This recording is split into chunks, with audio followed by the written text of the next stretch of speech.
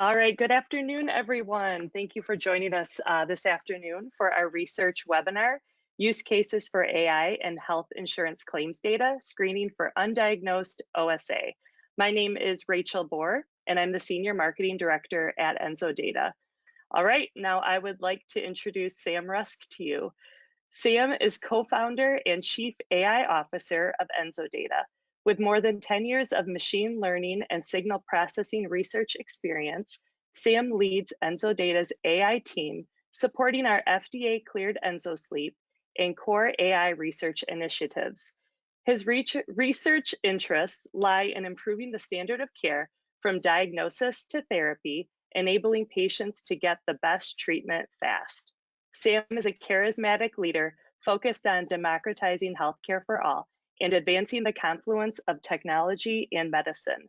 He is currently a consultant to the AASM's AI Committee, identifying emerging trends in AI technologies and sleep medicine. Sam has a bachelor's degree in electrical engineering from the University of Wisconsin-Madison. And with that, I'll hand over the presentation to Sam. Awesome. Thank you for the introduction, Rachel.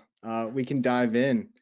Thanks everyone for coming today. So among the many areas in healthcare that we're interested in today, we look at an abstract from our 2022 Sleep Conference, Evaluation of Healthcare Insurance Claims-Based AI Screening Tools for Undiagnosed OSA.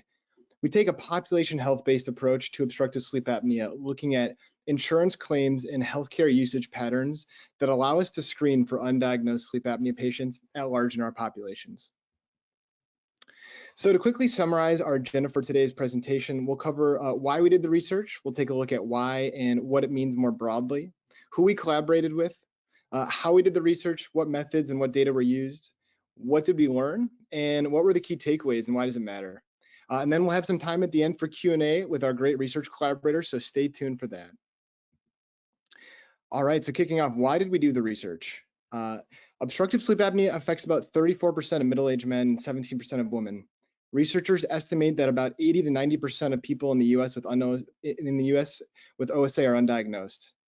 And OSA is estimated to affect greater than 50 million adults in the US and North America. And so the prevalence of sleep apnea is increasing in our general population in association with the major risk factors, including obesity, aging, diabetes, and others.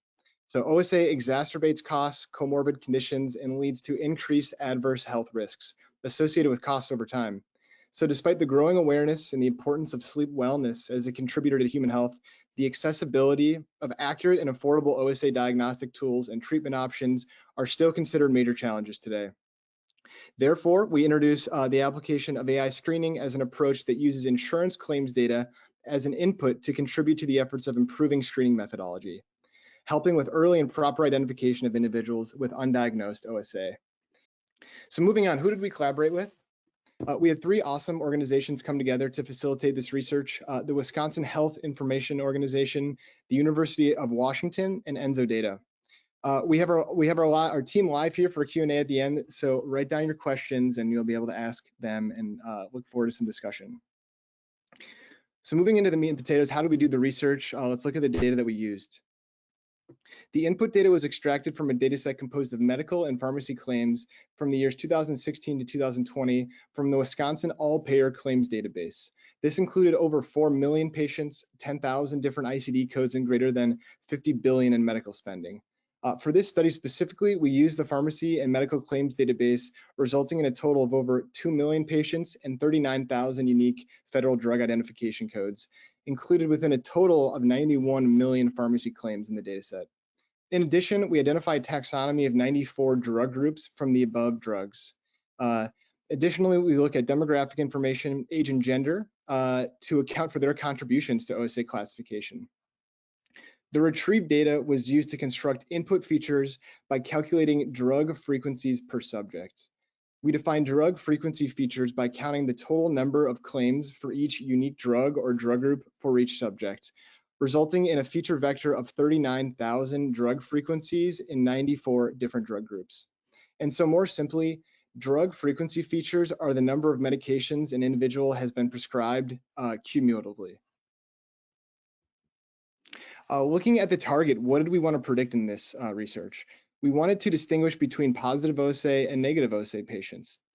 We define these as follows. A positive OSA patient was defined as an individual who had a medical claim for a sleep test CPT code, so any of the 958 codes, and a medical claim with the ICD-10 code for OSA. Negative patients were defined by the opposite, or the absence of both of those. So this group had neither a sleep test procedure CPT code or an ICD-10 OSA code. Looking at the models that we used, two models were analyzed in the performance of distinguishing between positive and negative OSA patients, Logistic Regression and XGBoost. Each model performance was evaluated by the receiver operating curve, area under the curve, the ROC-AUC, and that was through a 10-fold cross-validation methodology. Additionally, we performed model explainability analysis through SHAP, both global and local, which resulted in the identification of the top features that contributed to the classification of OSA. And we can show the results of those later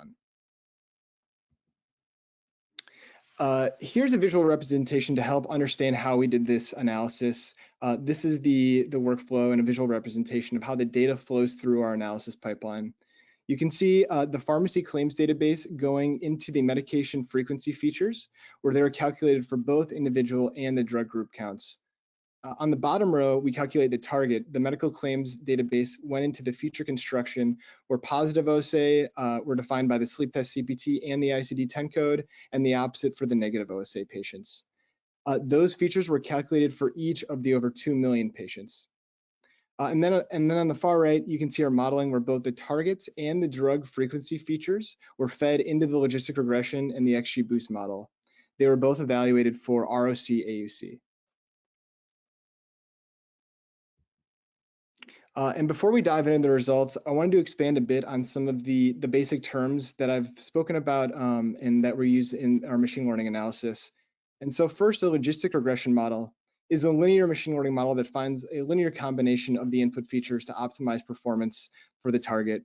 And so this is, we often use this as a baseline in our analysis. An XGBoost model, on the other hand, is a tree-based model that uses a tree structure to predict the target. And so it can find different kinds of relationships between the input features. The ROC-AUC is the area under the receiver operating curve. This measures the balance between precision and recall for model performance as you sweep over the thresholds of prediction. And so it's a good measure of overall model performance, and that's why we use it to evaluate and compare. And then finally, SHAP analysis is a technique to understand the way that individual features contribute to the prediction and how strong they'll impact the output. It can represent quantitatively the relevance to the target that you're trying to predict. And so through these different methodologies, we employed to help build and measure the different machine learning models' performance. So now into the results, the exciting part. Overall, in summary, logistic regression and XGBoost models show that the models use both age and gender with individual medications have the best performance. So we see both age and gender helping the prediction of OSA. In addition, our results show that the XGBoost models perform better compared to the logistic regression models when individual medications are used. And then lastly, our findings indicate that the performance of the XGBoost model is improved considerably as both one or both of the demographic features are included. So looking at these in more detail, you can see the curves on the left. They're it's a little bit small to interpret, but you can see the different model performance. On the top row, you have the XGBoost models, and then in the bottom row, you have the logistic regression models. In the right table, those curves are translated into numbers. And so you can see as we add age and gender to the drugs and the drug groups, you see increased ROC-AUC for performance. And then also you can see the different relationships between how the drug group and the drugs interacted with the XGBoost and the linear regression models. And so the XGBoost actually struggles to use the drug groups as accurately as the individual drugs. And so there's some deeper understanding of how these models interact with these specific features, but some very interesting analysis here. Basically, overall showing some trends that we can deduce. And so going a step further to understand why the models, how they're able to distinguish between positive and negative OSA, we leveraged the SHAP analysis, both for linear explainer and tree explainer for the logistic regression and the XGBoost models respectively. The analysis using individual medications and drug groups indicate that at a global level, medications used for or medications treating diabetes, hypertension, and hyperlipidemia medications are among the top features that pulled classifiers toward OSA positive. And so here is an overview of those individual medications and the values that had the highest SHAP values for individual medications. And then here we see the same for the drug groups. So positive SHAP values are the positive SHAP values move the targets or the specific examples closer to OSA prediction, and then the negative values are the opposite, where they would be pulling towards normal or no OSA. And so kind of finalizing, why does it matter? Why did we do this? And maybe what does it mean? In this research study, we demonstrate that health insurance claims records contain predictive information that can aid in a more systematic screening of undiagnosed conditions like OSA. And furthermore, in a statistical analysis of feature importance, we observe that medications indicative and that we know are comorbid with OSA help in predicting to distinguish between OSA and normal. In addition, we identified that demographic features, age and gender, are among the top features in combination with our other medication frequencies that contribute to an improved AI screening methodology. And so current tools like StopBank contain important information. We should use those in combination with other data sources to help better distinguish between OSA and negative OSA. And then additionally, the presented AI research shows promise for screening not just OSA, but other undiagnosed diseases. I think we can expect approaches like this to support patients regarding other diagnostic procedures and predictions in ongoing efforts of continuing to develop personalized healthcare approaches. And finally, some closing thoughts. At a high-level perspective, there are existing patterns in healthcare claims data to help screen for potentially many diseases. We should look at the data that's already flowing through our ecosystem to help improve the standard of care. Machine learning and statistical tools will be critical to support clinicians to diagnose and treat earlier, manage growing populations. 39,000 medication types is more than most of us can put in our head at one time. And so implementing AI screening solutions will help health systems and hospitals around the country and the world manage patients with multiple chronic comorbid conditions that often exacerbate health costs. And so we should use these tools as soon as we can. And so that is an overview of the research. Thanks all for listening. We are going to conclude and move on to our Q&A session with our awesome collaborators. I can turn it over to Chris, who will introduce them and then launch us into a fruitful discussion. Thank you very much, Sam, for the excellent talk. And so I'll go ahead and share some introductions for our panelists. To our panelists, we can go ahead and return our videos on. And so to kick those off, and Sam and I already know EnsoData's Chief AI Officer and Chief Research Officer, respectively. So I'll go right into the intros for our amazing research collaborators and panelists. Panelist number one is Dana Richardson, who is the Chief Executive Officer for the Wisconsin Health Information Organization, HOYO, Wisconsin's all-payer claims database. HOYO provides data and information about Wisconsin's healthcare delivery system to state government, health plans, employers, provider organizations, and others to support the improvement of quality, safety, and cost efficiency in care for Wisconsinites. Dana also serves on the board of directors for Wisconsin Statewide Health Information Exchange and Leadership Lessons Forum. Prior to joining HOYO, Dana was the director of PCP operations for the American Medical Association, that's the AMA, where she staffed the PCPI board of directors and led the development of the National Quality Registry Network. Prior to that, she served as Vice President of Quality Initiatives for the Wisconsin Hospital Association and began her career in positions in clinical roles as an intensive care nurse for several years. Panelist number two is Dr. Tim Bartholow.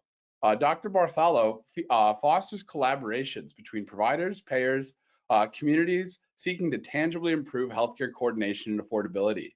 Dr. Bartholow serves in a variety of leadership roles with healthcare quality organizations that include Wisconsin CMS contracted Quality Innovation Network, Wisconsin Statewide Health Information Network, Wisconsin Health Information Organization, and serves on the committee for Masters of Public Health Programs as an advisor to the Population Health Institute for UW-Madison.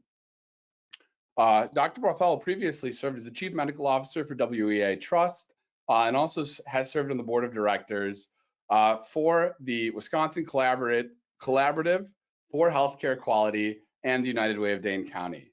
Lastly, but certainly not least, we have panelist number 3, and that's Dr. Nate Watson. Nate, in addition to being our Chief Medical Officer, currently is a professor for Vice Chair of Faculty Affairs in the Department of Neurology, co-director of the Sleep Center, and director of the Harborview Medical Center Sleep Clinic at the University of Washington.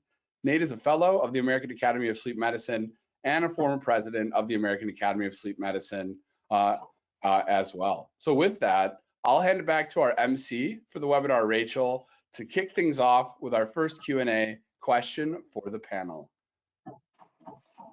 All right, thank you, Chris. Great introductions. All right, I'm going to start with the first question here. I'm curious if the input data can be affected by the inception of the COVID pandemic in 2020. Did you consider 2016 through 2019 to see if 2020 would show a spike in claims, or perhaps a decline due to the postponement of care in many institutions due to the pandemic? And I'm not sure who would like to take that. So Chris, I will let you assign that question. I could give a specific answer, and perhaps we could open it up to the panel for some additional comments. I think that, this, initial work, I think, didn't include kind of COVID specific statistical analysis within its scope. I think initially we wanted to approach this as a feasibility study, demonstrate the feasibility of AI applications, predictive modeling applied to claims data, the kinds of information that could be extracted from that, and to start to look at, the relationships between, drugs, medications, therapies, and possible undiagnosed conditions, in a bigger way. I think that that's an important variable for future work. COVID certainly had an impact on, access to care and the continuity of that. And so, I can comment that in one follow-up project that we're doing, in a related data set, that's a CMS claims data set, we are kind of doing some COVID-specific endpoints to look at, changes in patterns in access that were different as a result of the impact that COVID had on our system. So that's something we're excited to follow up about too.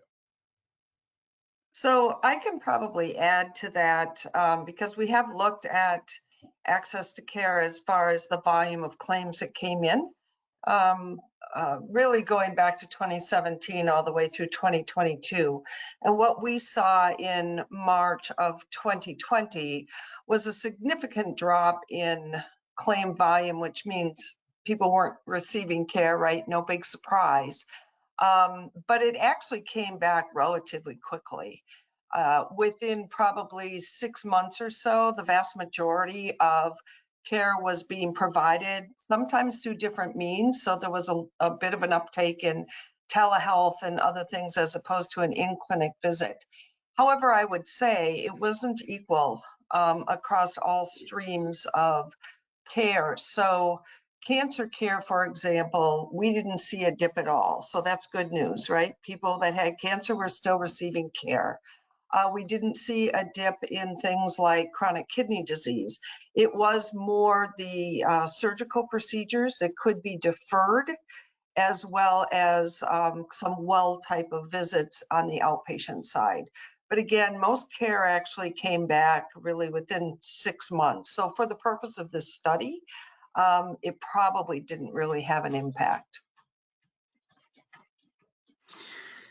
I'm going to add, I expect that through time, we're going to see many impacts that were experienced through COVID. To Dana's point, preventative care or wellness care, I think, had substantial reductions, and I'm not sure that all of that's returned to normal just yet. Colorectal cancer screening and such took a pretty tough hit early on. We did see immunizations actually for children come back fairly quickly, generally through clinical registries, and we're heartened to see that. I am concerned that we're going to see some delayed care through time. The study here doesn't necessarily address all of those questions, but these kinds of technologies are going to be part of what defines how much delay and how severe the illnesses are that might have been altered had we been able to be more attentive during a period of COVID. You know, as we think about the other factors that may influence this analysis, you know, COVID is one. The other fact of the matter is, and Sam alluded to this, is that the vast majority of people with sleep apnea are undiagnosed and untreated right now. And so clearly many people in the designated group of not having sleep apnea basically probably will have it, but it's undiagnosed. And I think we need to acknowledge that reality probably biases the study towards the null, which to me makes the results even more impressive. All right, thank you, everyone. Next question, can you clarify and or describe the differences in utilizing EHR data versus claims data for AI ML model development? And then follow up on that is any benefits or drawbacks? Sounds like a Chris or a Sam question. Yeah, perhaps Sam, you can comment on this one as well. I think, you know, at a high level, you know, one can think about, you know, a layer of data standardization that is kind of higher level than, you know, either of those two data sources. Ultimately, for diagnoses, those can be things like ICD codes, ICD-9, ICD-10. For medications in this scenario, we utilized a federal medication drug ID codes to be able to standardize those. And so independent of the input source, you know, we can come up with a common structure that allows that data to be treated, you know, fairly similarly from an AI modeling standpoint. So ultimately, you know, even though the primary data source was healthcare insurance claims records, we were able to extract clinical information from those, like diagnoses and like, you know, the depth and breadth of medication usage, from which we could, you know, then generate predictive models with the performance that we saw today.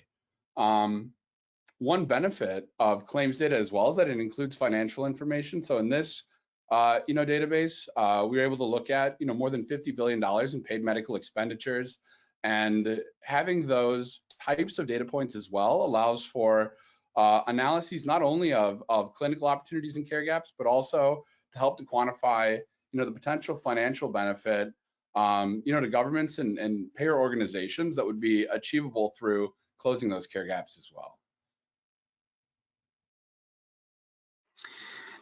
I'm gonna jump in and just add that both of the databases, whether it's a EHR database or an aggregate of EHR data and an aggregate of claims data, bring different answers, right? And the one that I think you know, those of us that are clinicians, we will notice or know that we will send patients out of a facility with an EHR recorded medication, and something like 30%, and maybe it's a little bit higher or lower, but around 30% of the time, because of barriers, the patient isn't able actually to pick up that prescription.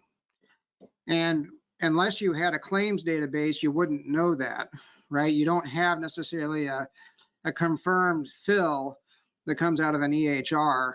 And it's been humbling to watch this, right?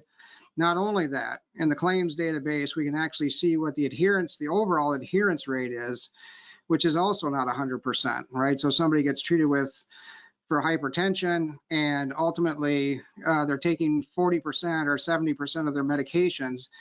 That's an important conversation to have with the patient, and the data that is analyzed by Enso is able to help understand, are patients actually benefiting from the therapies that we're trying to apply to help their sleep apnea. Well, and I think to me that brings up another question when we talk about additional pathways or future work that can be done, because, you know, we know when we treat sleep apnea that hypertension gets a little bit better, and in some people it can impact the number of drugs that are prescribed or that they take for the disorder. And what I'd like to better understand is what impact does the diagnosis and treatment of sleep apnea have on other medications being filled, particularly in the realm of diabetes, that we know has a tight relationship with OSA. So I think, this is just the beginning of the different ways that we can explore the importance of diagnosing and treating sleep apnea. And, we need to continue to make the economic argument to all the stakeholders here, because there's a tremendous opportunity to recoup healthcare dollars if we address the massive undiagnosed and untreated burden of sleep apnea that's out there. Frost and Sullivan did a report about 5 years ago, which indicated the cost of the US economy is about $100 billion annually for untreated and undiagnosed obstructive sleep apnea.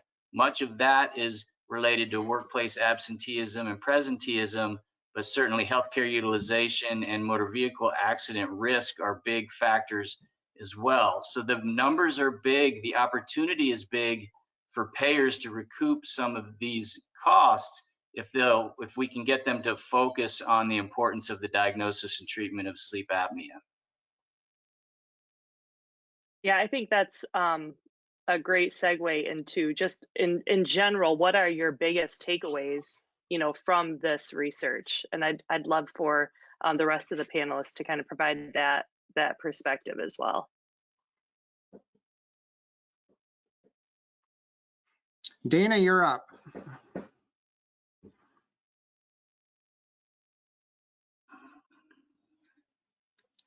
But you have to come Dana, off I mute. think you're on mute. Yeah, you're on mute, dude. Sorry.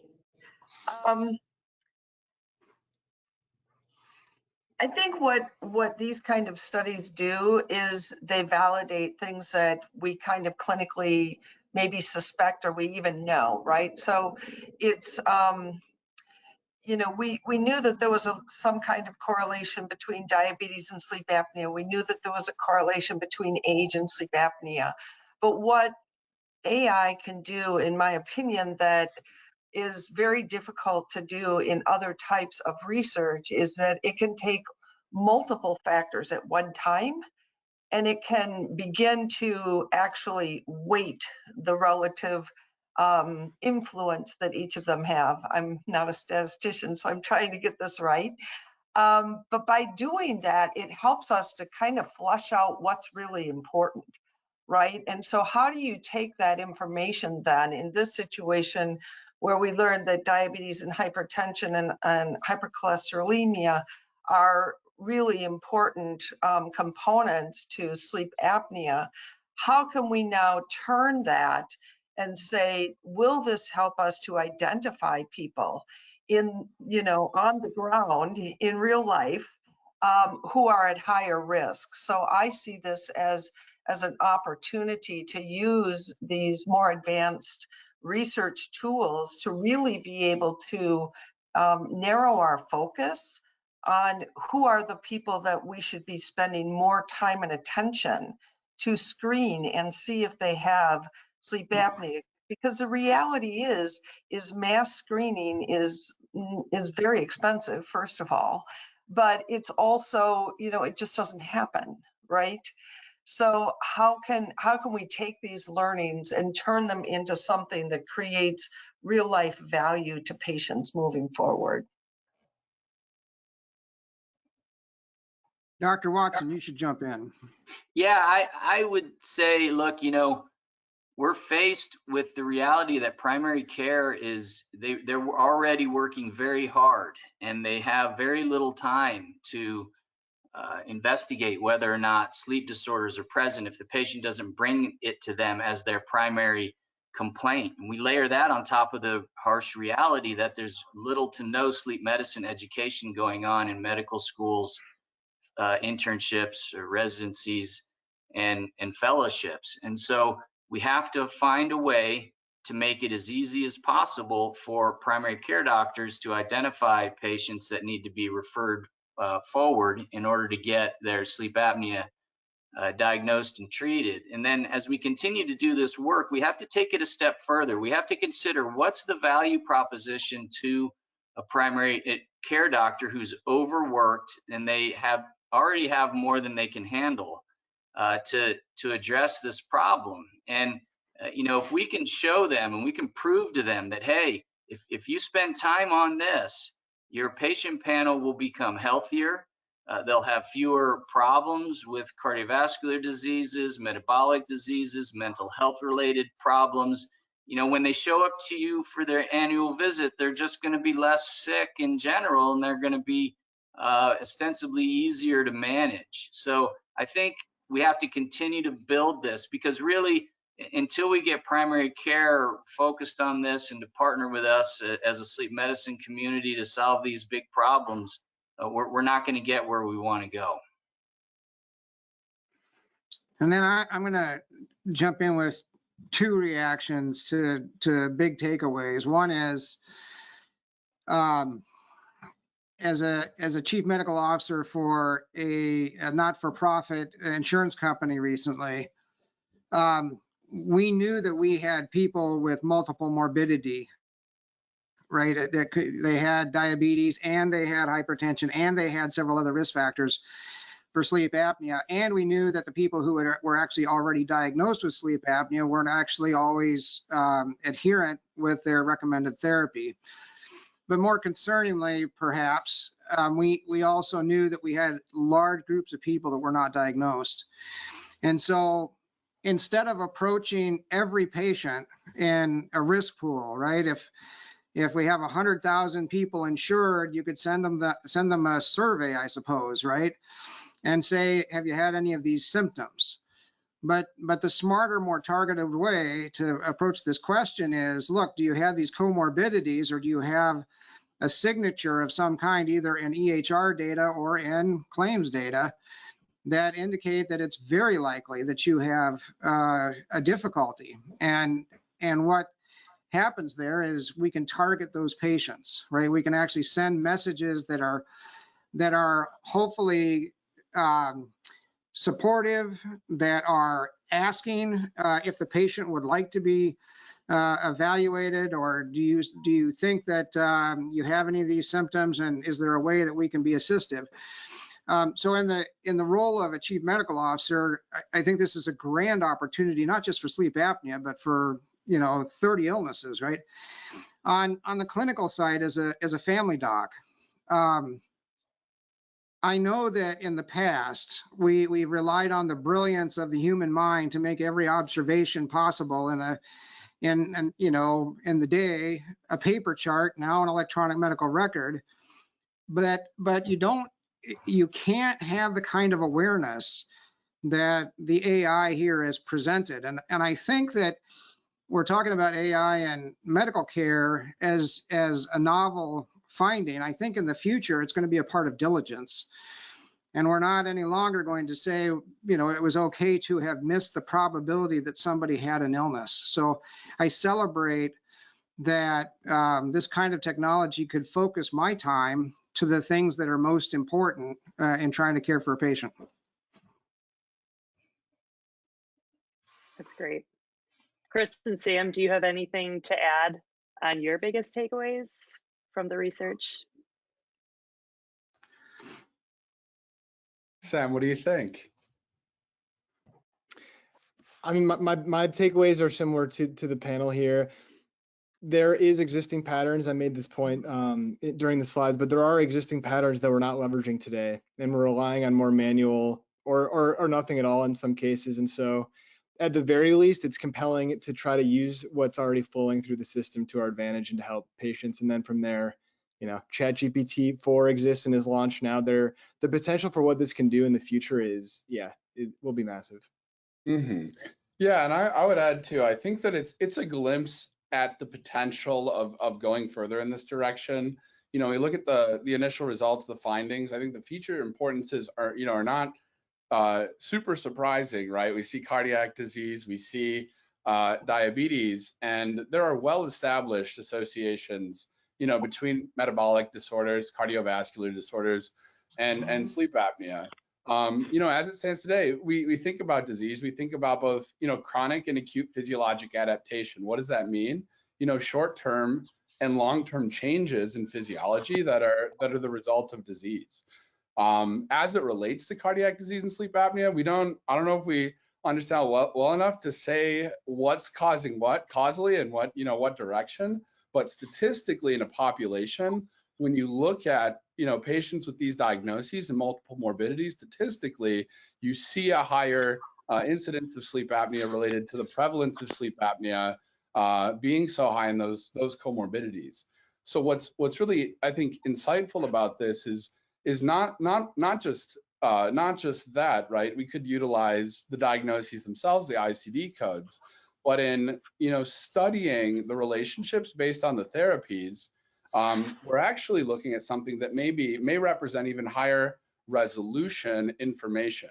Why is that? Well, there are multiple therapies typically associated with each diagnosis. For sleep apnea, as an example, positive airway pressure therapies, neuromodulation therapies, oral appliance therapies, surgeries, and/or different pharmacological therapies. And within each of those categories, multiple options, right? And so in a way, we're getting a more specific insight, not only into a diagnosis, but into kind of patterns of access and utilization on a particular therapy, over time, and how that all ties together. That still is just a slice, however, of the overall data. There are the diagnostic codes themselves, and there's a lot more in the way of information in the database.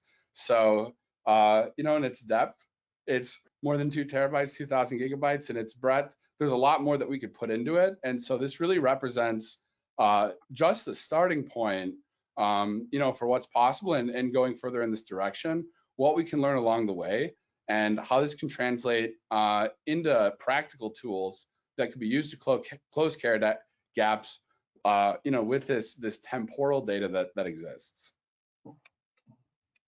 Yeah, I think, as we get more sophisticated, the idea is to swim further upstream.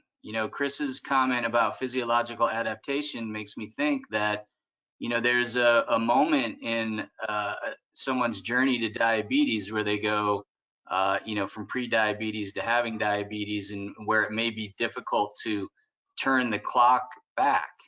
But perhaps there are opportunities to identify people early enough on in the generation of their disease process to bend the curve of the incidence of the disease ultimately. And that's what we really want to be able to research and do in order to realize the vision of the healthier primary care panel in the long term, to prevent some of these entrenched disease physiologic pathways from taking over as a one-way street that you can't go back from. Dana, I'm going to riff off that. Do you want to make any comment first?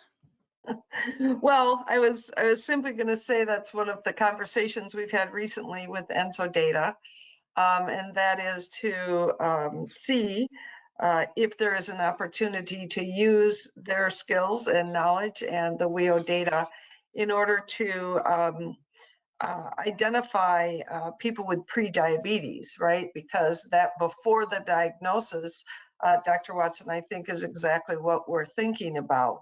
Is there an opportunity to intervene early before people are diagnosed? And maybe in the end, we can't prevent it altogether, but perhaps we can push it back, right? If you could push the onset of type 2 diabetes back even 10 years, for example, people would live a much higher quality of life much longer and maybe not end up with such severe disease towards the end, right? So that is actually an opportunity that we've been talking about, and there is some grant funding that's been applied for, so we're hopeful that we have the chance to work on that. Yeah, and there are obviously, I mean, there are lots of diagnoses that this could apply to, right? Are people, with blood pressure adequately identified, or are people with lung disease adequately identified, and so forth. Diabetes is interesting because fully a third, if not in some states a half, of the population are actually known to be in a pre-diabetic state. A good number of those individuals are going to go on to have what is at least partially avoidable, or at least we're able to delay. And to Dana's point, if you delay, if it's 5 years, 15 or longer years, the issue around, for instance, prediabetes to diabetes may not be as much an issue in the person's lifetime. So we think that we'll be able to identify individuals who may be more likely to convert sooner.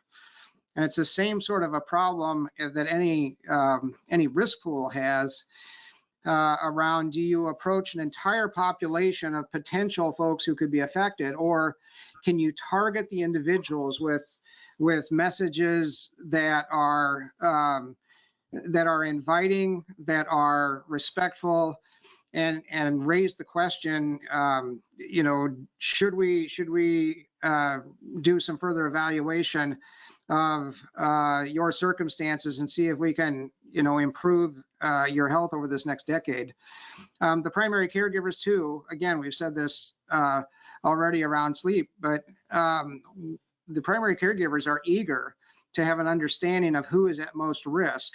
Some of this will seem somewhat obvious, but I have to admit, being a long-term primary caregiver, that there are too many times when I thought I knew the patient and we discovered that I had missed either their elevated blood pressure or a combination of drugs that actually caused an adverse drug event and such. And I no human brain, right, is sufficient to be able to screen for everything possible to help a patient. And there's a significant body of literature now around how human intelligence and artificial intelligence together actually can give you a better result. Obviously done carefully, right? But it can give you a better result.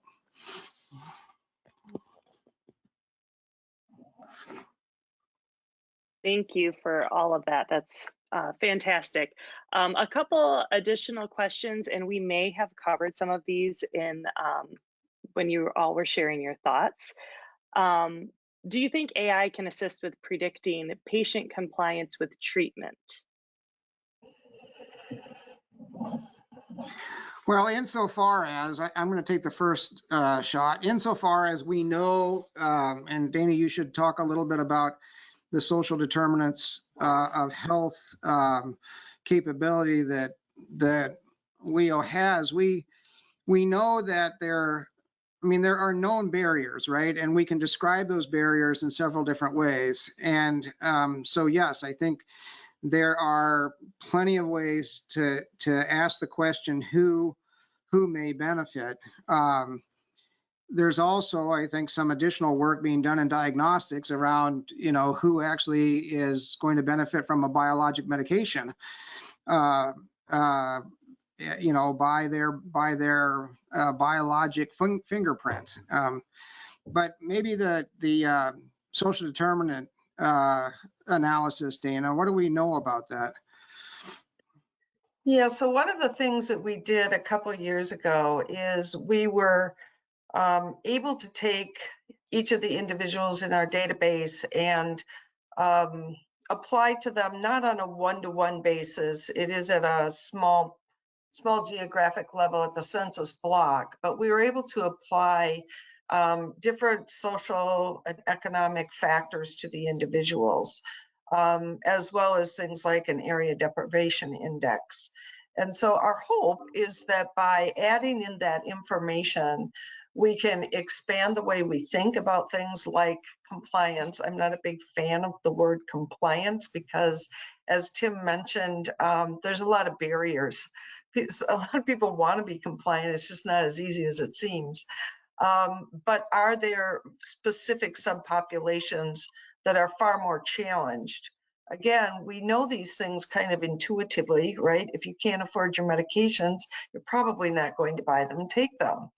But how do we actually identify these people, right, in the system? So while all of the data that we provide is de-identified data, so for example, what EnsoData used was de-identified, we actually do have all the identificating information on those people. So can we take knowledge like is being created here and then turn it around and deliver information back, both to communities perhaps, people that are interested in the community and helping people to access things that they have difficulty doing, or to providers. I mean, I see things like compliance with medication as more of a social issue than it is an individual patient issue, and something that more than providers need to work on. I think as I understand it, the preferred term is adherence as opposed to compliance. And certainly it's a great question. And this is an area of interest and focus for EnsoData, because, we know it's a huge missed opportunity. If you get a patient all the way through the diagnostic process, which is, as we mentioned earlier, Sam mentioned, 80–90% of people never even get to that point. And then we know maybe roughly 30% of those individuals are not adherent to their therapy.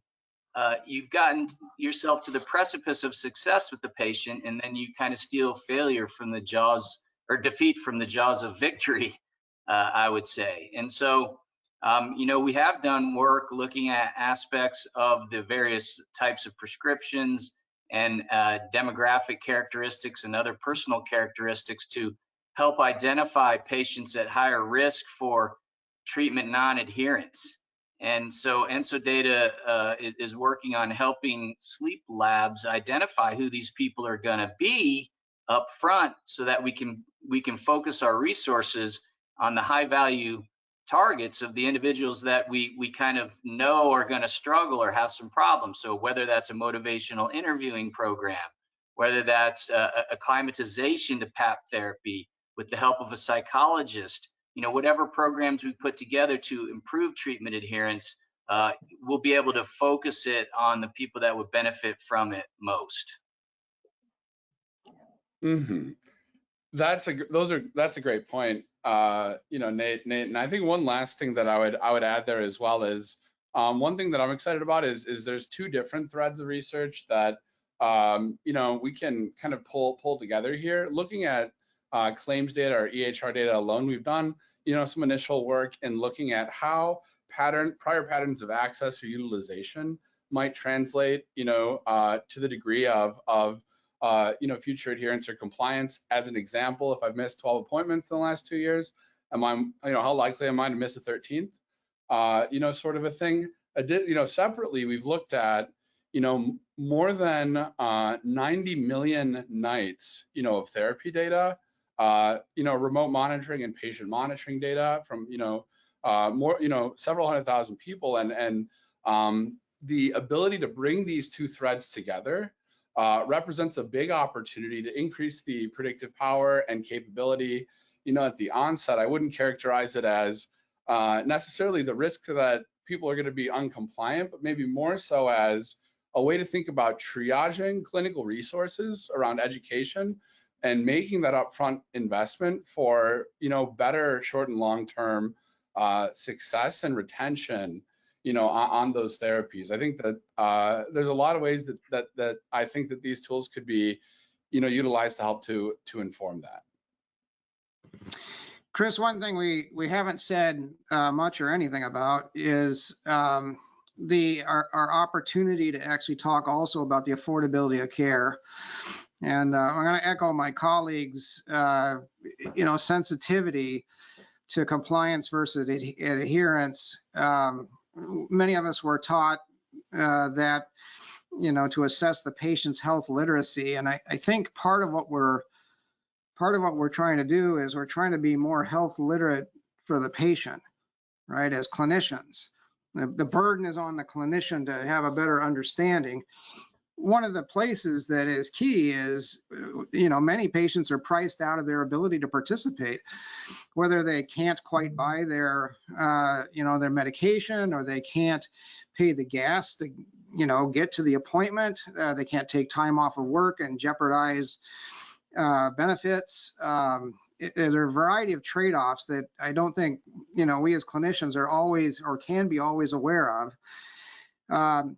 We can know from these analyses, ultimately, what is the sort of resource optimized way to approach a problem. How, you'll see in various components Dr. Watson's day, he has an opportunity to pick expensive things or things that are more affordable for the patient. And that's true across a whole variety of the practice of care is a minute by minute opportunity to be more aware of how we're using the patient's resources. If the patient goes to work and they get benefits at work, what we know is they have earned salary and they have earned healthcare benefit. And when we spend more than we would need to get to the highest quality care, right? If the goal is highest quality care, when we spend more than we needed to, it's coming out of their pocket somehow. Yeah, and I would add to that, Tim, healthcare costs are rising everywhere, right? All across the US. We know that our outcomes are not as good as other countries for the amount of money we spend. And at the same time, we have really exciting and interesting new treatment opportunities coming onto the market now, both medication therapies as well as other types of non-invasive ways to treat. But these things are going to come with big price tags, right? And we want to be able to offer those kinds of solutions and ways to help people both live longer, but also just feel better and have a higher quality of life while they're living. But how are we going to afford it all? And so one of the things that I've always thought AI really has the opportunity to do that's been very elusive in other kind of standard research studies is comparative effectiveness. Can we figure out which patients can, use less expensive treatments and still end up with a good output, right? Outcome, and which patients we really need to spend these additional dollars on, because right now we don't have those answers. And so, it becomes kind of a fight between the payer and the provider as to how much can we spend and on whom and for what, right? So any opportunity in that space, I think, would be welcome by all. Yeah, I think, AI holds the promise of cluster analysis to identify specific phenotypes of sleep disorders that will respond to specific treatments. And if we're able to do that, then we're going to get people on the right treatment faster. That saves time and money. So I think, in the future, those are great points, Dana, and I think there's a huge opportunity there to improve healthcare and reduce healthcare cost through AI. And Nate, sometimes those treatments, right, are going to be more expensive, right? I mean, there are going to be times where the best treatment is something that's more expensive quickly, right? Then there are other times where we've said, well, we have something new and it's way more expensive, and we've never proven that it's better than the other thing, and it sometimes is not as good as the existing therapy. Let alone have we proven the safety, right, of new agents. So, and I think that the last thing I would add, those are excellent comments, Tim, to your question about affordability. I think that root challenge of affordability and cost of care is part of what gets at the practicality, I think, of these methods in this direction. We're looking for practical, scalable, effective, accurate screening tools. Most of the data we look at in healthcare is a snapshot in time. But not only that, we don't have we don't have genomics on everybody. We don't have MRIs on everybody. Those things are very expensive, and those are still a snapshot in time. Wearables are are an exciting trend as they're introducing more continuous and longitudinal data to the fold, but still people don't all have wearables yet. And the cool thing about the application of AI, predictive AI to EHR data and claims data is it's already there. So, to the extent we're motivated, as a community to go out there and close care gaps, this is one way that, we have the ability and have the early indication that the tools will work to go out there and start solving those problems. Chris, it seems prudent, right? It seems prudent in, that yes, we would want additional information if it's really helpful, right? But we should be using the stuff we have, right? And we are not, I give us a C minus D plus on using, the data we have. I'm just grateful for what you all as a team have shown can be done. Yeah. Excellent. Does anyone have any final thoughts? I know we're at the top of the hour, so I want to respect your time, but this has just been some fantastic insight that I'm sure all of our attendees have thoroughly appreciated. Anything else? Thanks to the Enso team for taking this on, you guys. Appreciate it very much. Well, thank you. Thanks for everything, for collaborating, for being on this webinar today, taking your time. So thank you so much for your participation and for our attendees for being on.